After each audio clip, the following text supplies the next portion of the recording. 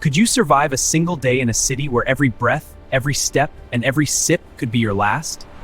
The year is 1350, and the sun rises over the city of London, revealing a sprawling labyrinth of timber and stone that smells of death and decay. To the modern eye, this is not a romantic setting of knights and chivalry, but a biological hazard zone of terrifying proportions. A stranger from the 21st century would likely not survive a single day in this hostile environment, as their immune system would collapse within hours. The area is soaked with thousands of wood fires and the toxic fumes of tanneries and lime kilns.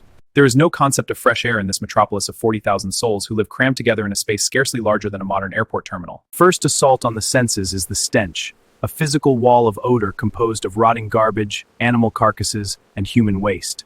The streets are not paved with gold, but with a mixture of mud and excrement known as muck, which reaches up to the ankles of the passers-by. There is no sewer system to carry away the filth, so it accumulates in the open drains that run down the center of the narrow, winding lanes. Residents simply empty their chamber pots out of the upper windows, often without warning, turning a walk down Cheapside into a game of Russian roulette. A modern visitor would instinctively look for water to wash away the grime, but water here is a bringer of death rather than life. The River Thames is the main source of drinking water and the primary dumping ground for butchery waste and sewage. Microbes such as cholera and typhoid decimate marine in this liquid.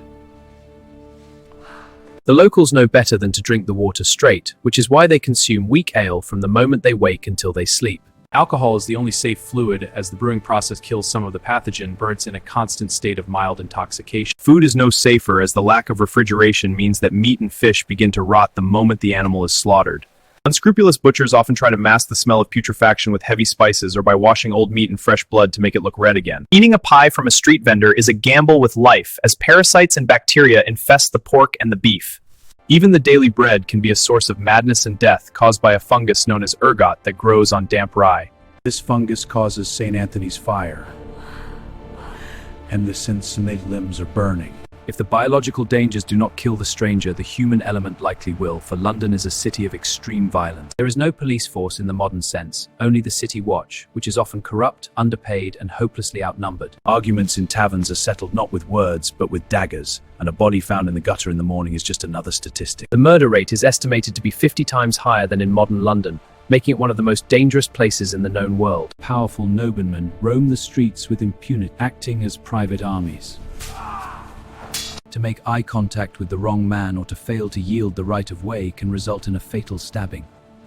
As the sun sets, the city undergoes a terrifying transformation, becoming a realm of absolute darkness and shadow. There are no streetlights to banish the gloom, only the flickering torches of the watchmen and the faint glow from behind shuttered windows. Curfew bell rings out, signaling that the city gates are closing and that honest citizens should be indoors behind barred doors. Anyone found wandering the streets after dark is immediately suspected of being a thief, a murderer, or a spy. Riverbank where a single descent beckons wanderers into the freezing black water. Even if one survives the fall, the heavy woolen clothing would act as an anchor, dragging the victim down into the muck. For those who fall ill or are injured, the medical treatment available is often more terrifying than the affliction itself. Doctors follow the ancient theory of the four humors. Laying in bowels of blood, performed by barber surgeons who use sterilized blades to drain pints of blood.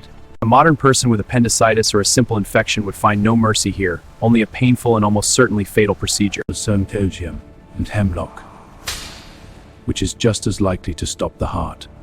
If this glimpse into the horrors of medieval London gripped you, like the video, subscribe for more immersives on surviving back then.